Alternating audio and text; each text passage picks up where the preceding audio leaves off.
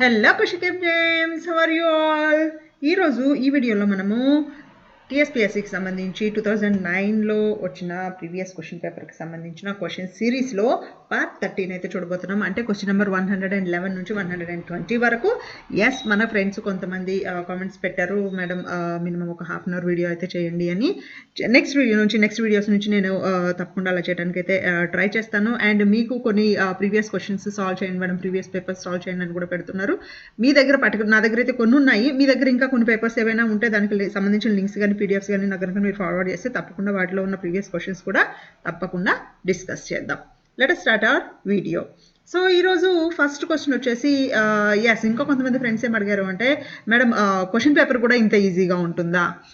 Yes, కొన్నిసార్లు కొన్ని questions ఈజీగా ఉంటాయి, కొన్ని క్వశ్చన్ పేపర్స్ అందుకే మనకి రివ్యూస్ వింటూ ఉన్నప్పుడు ఈరోజు క్వశ్చన్ పేపర్ చాలా ఈజీగా ఉంది అని అట్లా ఈసారి క్వశ్చన్ పేపర్ ఈజీగా ఉంది అంటారు.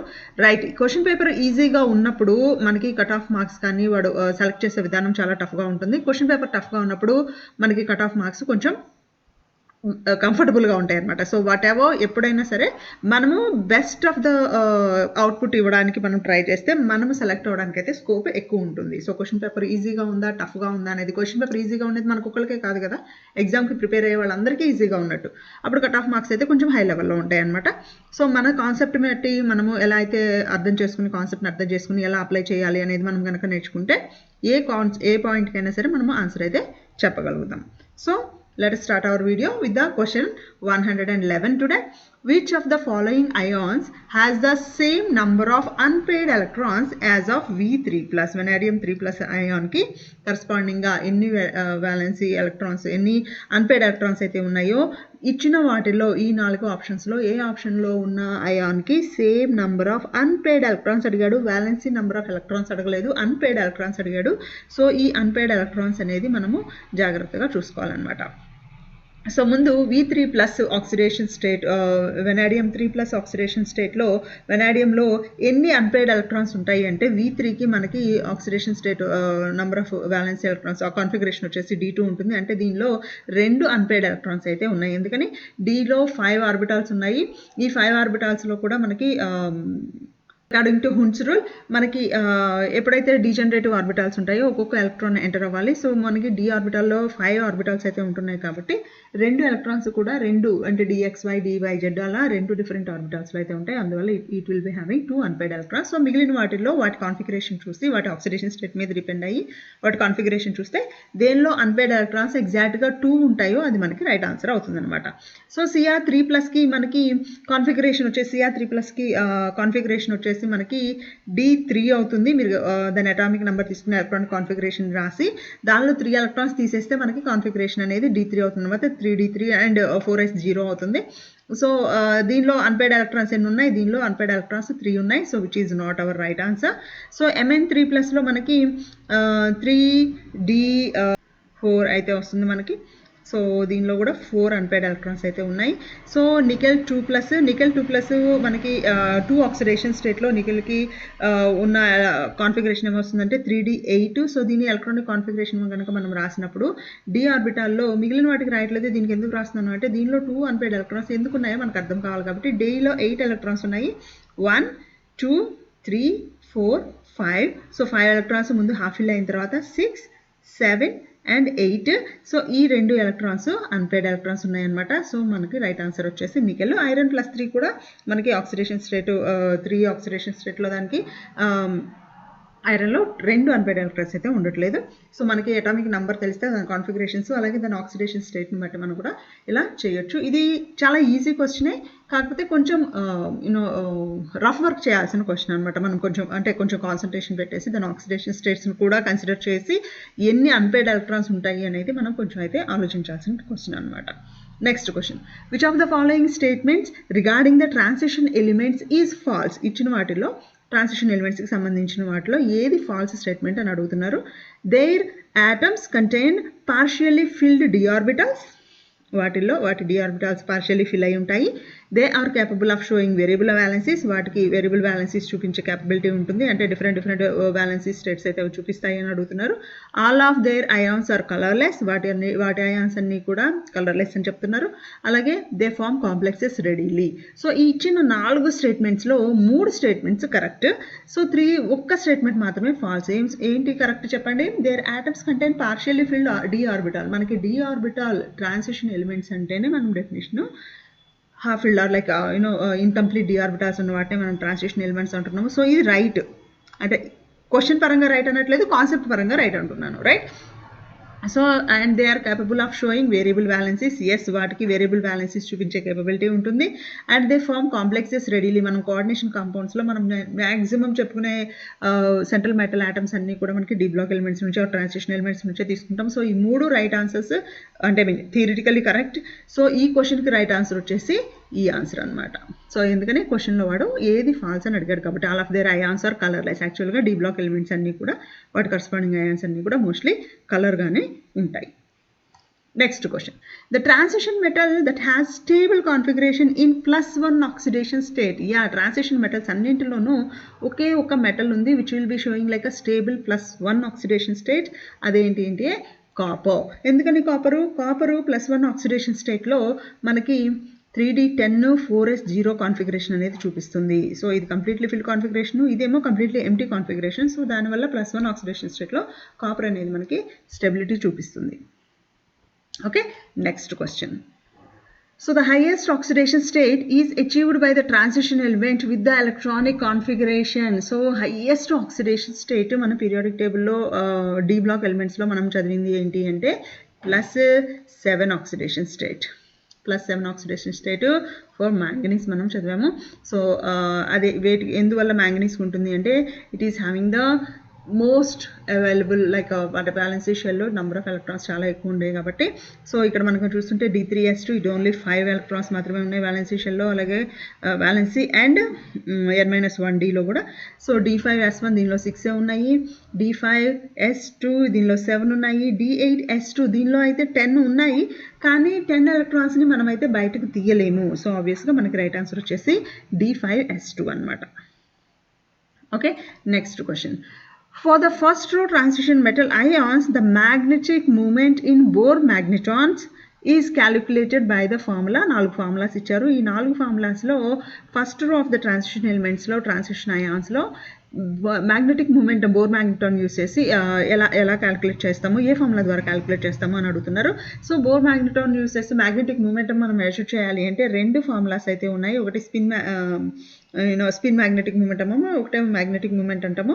సో మ్యాగ్నెటిక్ మూమెంటం వచ్చేసి మనకి √n × n+2 అనే ఫార్ములాలో క్యాలిక్యులేట్ చేస్తాము. అలాగే స్పిన్ వచ్చేటప్పటికి √4s × s+1 అనే ఫార్ములాతో యూస్ చేస్తాం అనమాట. ఇక్కడేమో n అంటే నంబర్ ఆఫ్ అన్పెయిడ్ ఎలక్ట్రాన్స్. ఒక అయాన్లో ఆ ట్రాన్సిషన్ మెటల్ అయాన్ ఏదైతే దేని గురించి అయితే స్టడీ చేస్తున్నామో ఆ అయాన్లో ఎన్ని నెంబర్ ఆఫ్ అన్పెయిడ్ ఎలక్ట్రాన్స్ ఉంటాయో అది n వాల్యూ అవుతుంది. దీన్ని మామూలు మ్యాగ్నెటిక్ మూమెంటం అంటాము. సో ఇచ్చిన ఆన్సర్స్లో మనం ఫస్ట్ ఆన్సర్ అయితే అని చెప్పుండొచ్చు, కానీ ఇక్కడ మనకి n+1 ఉంది, కానీ దాని యాక్చువల్ ఫార్ములా అయితే n × n+2 అని ఉండాలి. సో ఇది కూడా రైట్ ఆన్సర్ కాదు. సో ఆబ్వియస్లీ మనము స్పిన్ మ్యాగ్నెటిక్ మూమెంటం గురించి చెప్తున్నాం అనమాట. అదొకటే రైట్ ఆన్సర్. మిగిలినవి ఏవి కూడా ఈ 2 ఫార్ములాస్లో ఇది ఒకటే ఉంది కాబట్టి మనము 4s × s+1 where s is the spin quantum number అనమాట. స్పిన్ క్వాంటమ్ నెంబర్ ఉన్నప్పుడు దాని మ్యాగ్నెటిక్ మూమెంట్ని మనం అలా క్యాలిక్యులేట్ చేస్తాము. ఓకేనా, next question. Which of the following is an alloy of the metal and a non metal. ఇది చాలా ఇంపార్టెంట్ అండ్ చాలా ఈజీ క్వశ్చన్ కూడా. బ్రాంజ్, ఎలక్ట్రాన్, నైక్రోమ్ ఇవన్నీ కాదు. ఒక మెటల్ ఒక నాన్ మెటల్కి సంబంధించిన ఎల్ఐ అనేది మనకి స్టీల్ అవుతుంది. ఎందుకని స్టీల్ అనేది ఐరన్ ప్లస్ కార్బన్ కాంబినేషన్లో వచ్చిన ఒక ఎల్ఐ అనమాట. సో ఐరన్ అనేది మెటల్, కార్బన్ అనేది నాన్ మెటల్ కాబట్టి ఈ రెండింటి మధ్యలో ఉన్న ఎల్ఐ అనేది మనకు స్టీల్. ఇది మనకు రైట్ ఆన్సర్ అవుతుంది. So next question.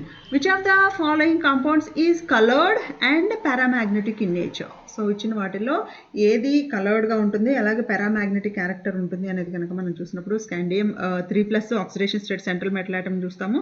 So Sc, titanium, Cr, Cu ఈ 4ని కనుక చూసినప్పుడు వేటిల్లో అయితే పారామాగ్నెటిజం చూపించాలంటున్నామో, ఏదైతే మాలిక్యూల్ పారామాగ్నెటిజం చూపించాలి అంటున్నామో ఆ మాలిక్యూల్ కంపల్సరీగా అన్పెయిడ్ ఎలక్ట్రాన్స్ని అయితే కలిగి ఉండాలి.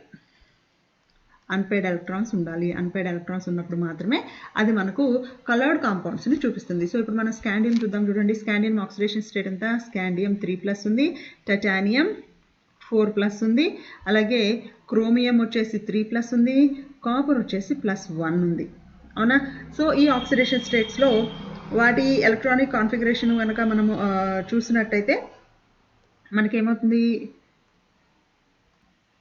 సో వాటి ఆక్సిడేషన్ స్టేట్స్ని, వాటి అటామిక్ నెంబర్ని కంపేర్ చేసి కనుక మనం చూసినప్పుడు అయితే స్కాండియం అటామిక్ నెంబర్ వచ్చేసి నాకు 21 ఉంటుంది. దానిలో +3 ఆక్సిడేషన్ స్టేట్ కాబట్టి నేను -3 ఎలక్ట్రాన్స్ చేస్తున్నాను, అంటే నాకు వచ్చేది 18 ఎలక్ట్రాన్స్ అనేది వస్తున్నాయి.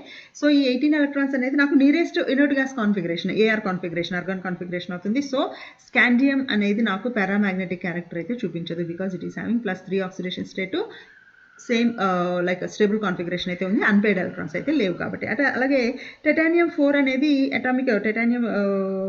అటామిక్ నంబర్ అనేది 22 అండ్ దెన్ ఆక్సిడేషన్ స్టేట్ +4 ఉంది కాబట్టి నేను -4 చేస్తున్నాను. నాకు ఇక్కడ కూడా stable electronic configuration, nearest inert gas configuration వస్తుంది. సో టైటానియం కూడా నాకు కాంపౌండ్ అయితే కాదనమాట. అలాగే కాపర్ కనుక తీసుకుంటే కాపర్కి నాకు +1 ఆక్సిడేషన్ స్టేట్లో ఇందాకే చెప్పుకున్నాము, D కాన్ఫిగరేషన్లో D10 ఉంటుంది. సో దీంట్లో కూడా అన్పెయిడ్ ఎలక్ట్రాన్స్ అయితే ఏం లేవు, ఎస్ అయితే 0నే ఉంటుంది ఆబ్వియస్గా. సో దీనిలో కూడా అన్పెయిడ్ ఎలక్ట్రాన్స్ ఏమీ లేవు కాబట్టి ఇది కూడా పారామాగ్నెటిక్ కాదు.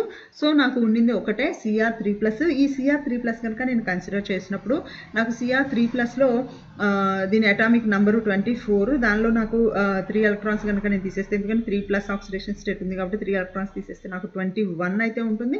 సో ఈ 21లో నాకు అన్పెయిడ్ ఎలక్ట్రాన్స్ అయితే కంపల్సరీగా ఉంటాయి. సో నాకు CrCl3 is going to be the right answer. So CrCl3 నాకు కంపల్సరీగా కలర్డ్ కాంపౌండ్ అయి ఉంటుంది, పారామాగ్నెటిక్ క్యారెక్టర్ కూడా ఉంటుంది అన్నమాట దానికి. Okay, next question.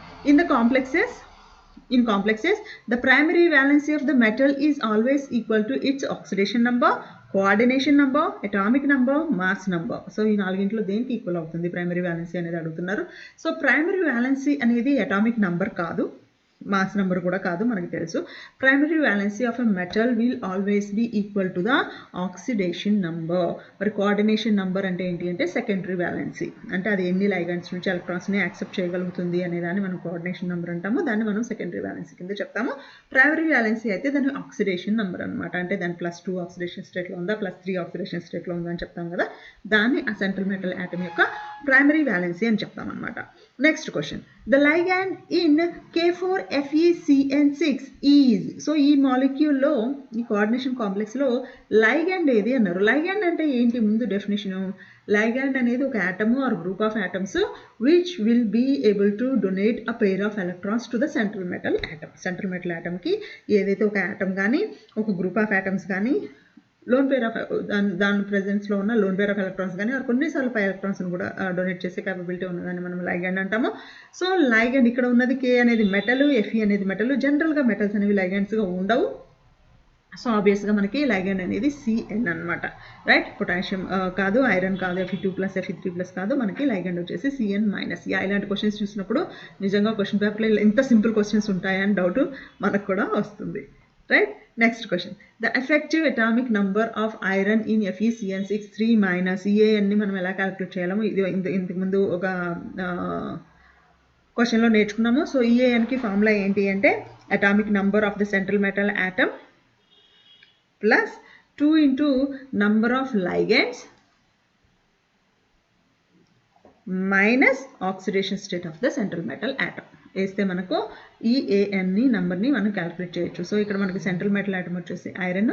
సో ఐరన్కి సంబంధించిన అటామిక్ నెంబర్ వచ్చేసి అయితే నాకు 26 ఉంది, ప్లస్ నాకు లైగెండ్స్ అయితే 6 ఉన్నాయి. 6 into 2 మైనస్ ఆక్సిడేషన్ స్టేట్ అయితే +3 ఉంది. ఎందుకని Cn ఒక Cn మీద -1 ఉంటుంది, 6 Cns ఉన్నాయి కాబట్టి -6 -3. సో నాకు ఐరన్ మీద వచ్చేసి +3 ఆక్సిడేషన్ స్టేట్ ఉంటుంది. సో మైనస్ ఆఫ్ ద +3 నాకు -3 అవుతుంది అనమాట.